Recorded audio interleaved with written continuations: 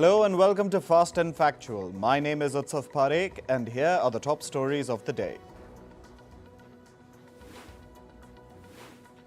Israel's Prime Minister Benjamin Netanyahu visited Gaza yesterday. He said that Hamas would not rule the enclave after the war ends. Netanyahu added that Israel is destroying Hamas's military capabilities. He also announced a $5 million reward for the return of each Israeli hostage. Meanwhile, the Yemen-based Houthis claimed responsibility for an attack on a vessel in the Red Sea. The attack was also reported by the ship, which was passing off the coast of Yemen. The vessel reported missiles crashing into the sea nearby for 2 consecutive days. As the Russia-Ukraine war crosses the 1,000-day mark, Russian President Vladimir Putin lowered the country's threshold for a nuclear response.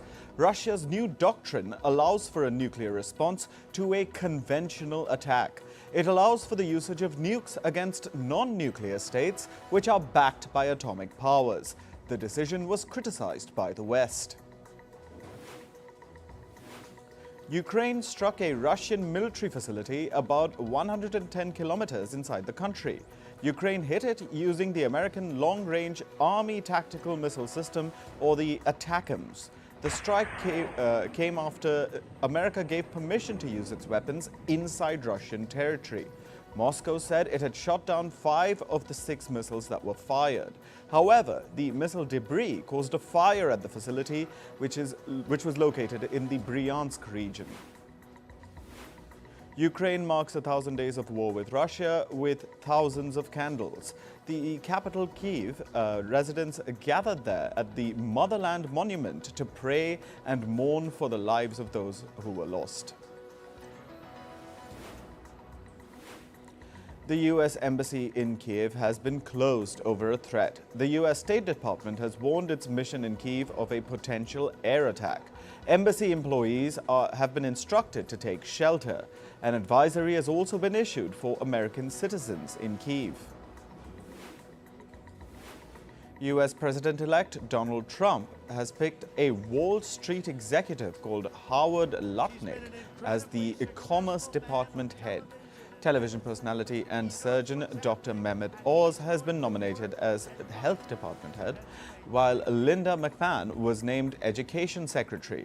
Trump also refused to reconsider nominating Matt Gaetz as Attorney General.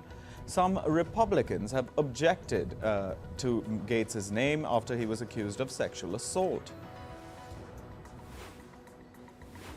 India's Prime Minister Narendra Modi met his Australian counterpart Anthony Albanese on the sidelines of the G20 summit in Brazil.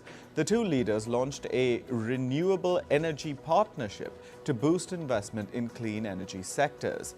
In Brazil's Rio de Janeiro, Prime Minister Modi also met the leaders of Singapore, Nigeria, Argentina, Chile and South Korea. The Indian Prime Minister is now in nearby Guyana. He was received by the President, Mohammad Irfan Ali, at the airport. Prime Minister Modi will hold bilateral talks with the President and address a special sitting of Guyana's Parliament during the visit. This marks the first visit by an Indian Prime Minister to the country in 56 years. Indonesian President Prabowo Subianto praised India's External Affairs Minister Dr. S. Jaishankar. After meeting Dr. Jaishankar, Subianto said, and I quote, "I know you, you are very famous." The remarks were made during the Indonesian leaders' bilateral meeting with Indian Prime Minister Narendra Modi at the sidelines of the G20 summit.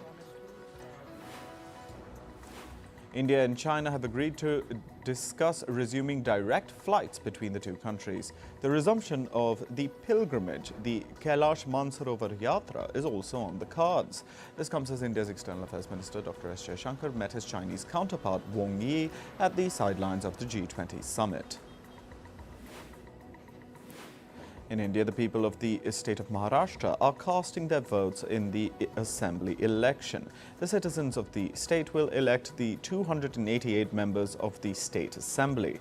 The state has 97 million registered voters casting their ballots across 100,000 polling stations. The ruling Maharashtra alliance is aiming to retain power, while the opposition MVA alliance is hoping for a comeback. In Thailand's Phuket city, over 100 New Delhi-bound passengers were left stranded for more than 80 hours. This happened due to repeated technical faults in an Air India flight. The flight was scheduled to depart on November 16th, but it took off on November 18th, only to return to Phuket due to an emergency. The stranded passengers have claimed that there's been a lack of proper assistance from the airline. In Haiti, police forces gunned down at least 28 gang members near the capital Port-au-Prince. According to Haiti's national police, hundreds of munitions were seized in a major operational win for the forces. This came as residents joined the police to fight off an overnight gang attack near the capital. Now we move to climate news. Activists lit up Rio de Janeiro with projected messages calling for climate action amid the G20 summit. Slogans like "Tax the super rich for the planet" and "Climate leadership now" surfaced on buildings. The protesters also criticized US President-elect Donald Trump for his climate denial. Meanwhile, at the COP29 summit in Baku, Azerbaijan, activists unfurled a $5 trillion climate finance invoice. Protesters urged wealthy countries to fund the fight against the climate crisis and adaptation for it. In a symbolic protest, a marcher dressed as a dugong to highlight the threat of fossil fuel extraction to endangered species. In the US, firefighters battled a wildfire in Hainesport overnight. The blaze threatened around 20 structures. The New Jersey Forest Fire Service estimated that the blaze would be limited to nearly 20 hectares of land. The fire's cause remains under investigation.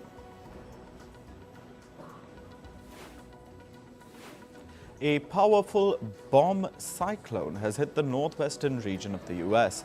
Over 94,000 residents in western Washington and 12,000 in Oregon experienced power outages. Weather officials have advised citizens to brace for excessive rainfall till this weekend. There are also risks of flash flooding at lower elevations and winter storms at high altitudes. Drone footage shows snow-covered houses in Leek and frosty parks in Buxton as wintry weather swept across the UK. The UK's Met Office issued yellow warnings for freezing temperatures at night in England, Scotland and Northern Ireland. The warning led to the closure of nearly 200 schools. India's capital, New Delhi, and its nearby regions continue to grapple with the pollution crisis. The average air quality index remains above the 400 mark. The Delhi government has asked 50% of its employees to work from home. On to business and tech news. Bitcoin crossed the $94,000 mark yesterday. The world's largest cryptocurrency rose following reports of Donald Trump's plans to buy a crypto trading firm. Bitcoin has rallied to new records following Trump's victory in the US elections. Investors hope that his new administration will ease regulations for digital assets. Trump is reportedly scheduled to meet two candidates for the post of Treasury Secretary. This includes former Federal Reserve Governor Kevin Warsh and Apollo Global CEO Mark Rowan. Reports say that Mark Rowan has emerged as a top contender for the job. The share prices of Japan's 7 & I Holdings jumped by nearly 11% today. This comes after a report revealed that the firm's owners plan to take the retail store chain private. 7-Eleven's operator aims to buy out its shares in the stock market by the end of the ongoing financial year. For this, the company is reportedly planning to raise $50 billion from banks. Meanwhile, the share prices of the Japanese media firm of Kodakawa surged by about 16% today. This comes after a report stated that Sony Entertainment plans to buy the firm. Kodakawa is known for its role in games like Elden Ring and Dark Souls. Sony already holds a 2% stake in Kodakawa. American media firm Comcast is reportedly planning to spin off a new company for its cable TV channels. The new firm will include channels like MSNBC, CNBC, and USA. Reports say that these assets generate about $7 billion in annual revenue for Comcast. However, they are losing viewers and advertisers. Comcast plans to retain the NBC broadcast network and Peacock streaming TV businesses. The European car maker Stellantis has delayed the launch of the electric version of the Ram pickup trucks. The firm has pushed the launch timeline from this year to the first half of 2025. Stellantis says it wants to validate products prudently before the launch. The automaker also wants to develop a new car system that supports petrol, hybrid, and electric model cars. Starship, the two-stage rocket from SpaceX, was launched for its latest test yesterday. The firm's CEO, Elon Musk, joined the launch event along with US President-elect Donald Trump. Although Starship failed to re-land on its chopstick-armed launch tower, the rocket's booster malfunctioned and made a splashdown in the Gulf of Mexico. A U.S. Congressional Commission has outlined a new proposal to fund artificial intelligence development. The report urges that the government push AI development through a Manhattan Project-like initiative. The project led to the production of the first atomic bomb. The Commission has asked Congress for a broad, multi-year contracting authority. American chipmaker Qualcomm says it is positive about the incoming Trump administration. The firm said it is not concerned about Trump's plans to impose large tariffs on China. Qualcomm executives also noted that they had a great relationship with the previous Trump administration. The remarks were made during an investor event in New York. Tech giant Microsoft has unveiled two new chips for data centers. They're called the Azure Integrated HSM and the Azure Boost DPU. The chips aim to address security and efficiency gaps faced in existing data centers. Microsoft plans to start selling these chips in the coming months. Moving to sports, we start with cricket. Sri Lanka's third and final one-day international against New Zealand was called off due to rain. Batting first, New Zealand scored 112 runs in 21 overs before the downpour in Palikle. Sri Lanka's Kusal Mendes was awarded the Player of the Series award for his brilliant batting. Shafali Verma was left out of India's one-day international squad for the Australia series, which begins on December 5th. This came on the back of Verma's poor run of form. The opener aggregated just 56 runs in the three-match ODI series against New Zealand last month. In football, the group stage matches have ended in the Nations League. In the last two games, Germany were held to a 1-1 draw by Hungary. The Netherlands also played out a 1-1 draw with Bosnia and Herzegovina. Germany remained the table toppers in the League A group, followed by the Netherlands and then Hungary. Meanwhile, Argentina beat Peru 1-0 in the World Cup qualifiers. Argentina's Lautaro Martinez scored the lone goal of the game in the 55th minute. The match-winning goal was powered by an outrageous assist from Lionel Messi. With this win, Argentina have qualified for the FIFA World Cup 2026. Manchester City manager Pep Guardiola has reportedly agreed to a one-year contract extension.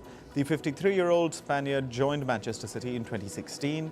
Since then, Guardiola has helped City win 18 trophies, including 6 Premier League titles. His contract was due to expire at the end of the current season. In tennis, it's the end of an era. Rafael Nadal played the last professional game of his illustrious career yesterday.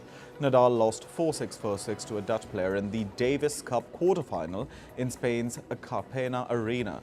After the match, Nadal said, and I quote, "I would like to be remembered as a good person from a small village and a kid who followed their dreams."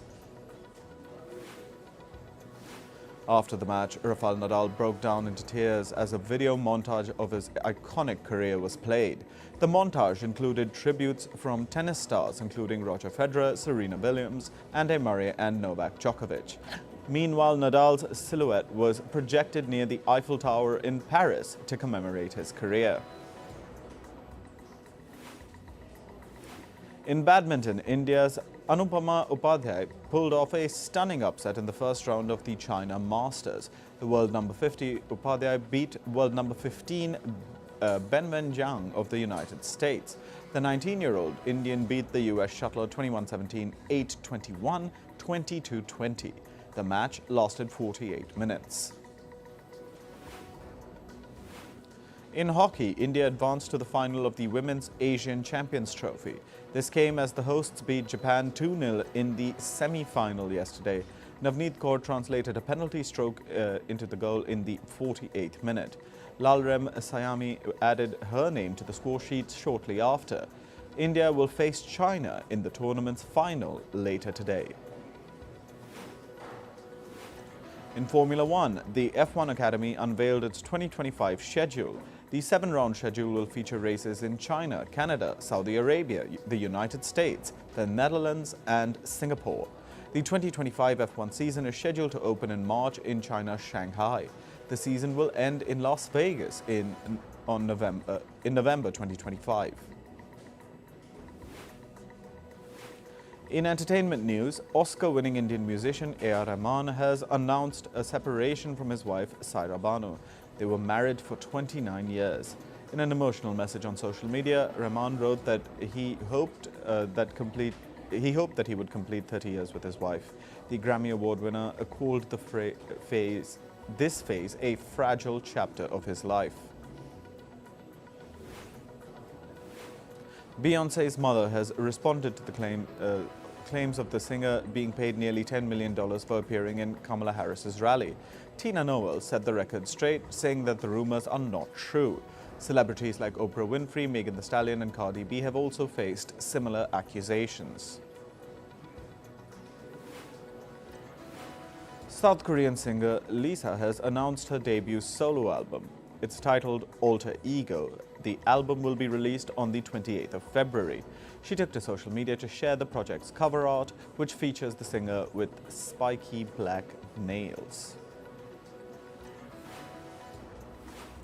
Singer Charlie XCX surprised her fans by performing at a pop-up show. She was spotted at New York City's iconic Times Square.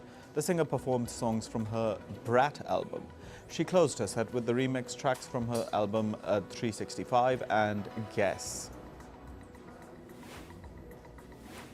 Netflix's thriller drama series 0 Day has set its premiere date. The Robert De Niro starring series will debut on the platform on the 20th of February. The 6-episode series also stars actors like Angela Bassett, Joan Allen and Bill Camp. One of the most anticipated series of the year, Suits LA, has gotten its premiere date. The series will start streaming from the 23rd of February next year. Suits LA is a spin-off of the hit American legal drama series Suits. Batman Unburied: Fallen City has set its premiere date on Spotify. It'll premiere on the 26th of November. It's voiced by actor Coleman Domingo. The audio series explores Batman's character as a black man. All the 8 episodes will be released at once. The makers of the upcoming live-action film How to Train Your Dragon released its teaser. The video shows the adorable friendship between the characters of Hiccup and Toothless. The movie will be released in theaters on June 13th next year. American actor Genesis Rodriguez is in talks to join Season 3 of The Night Agent. According to reports, the actor is currently negotiating a deal with the makers. The details of her role are under wraps. Actor Jonathan Majors is now engaged to Hollywood to actor Megan Good. They announced the beginning of their new journey at the Ebony Power 100 Gala event in Los Angeles. 43-year-old Good and 35-year-old Majors began dating in May 2023. That's all for this episode of Fast and Factual. Thank you for watching and stay tuned to First Post.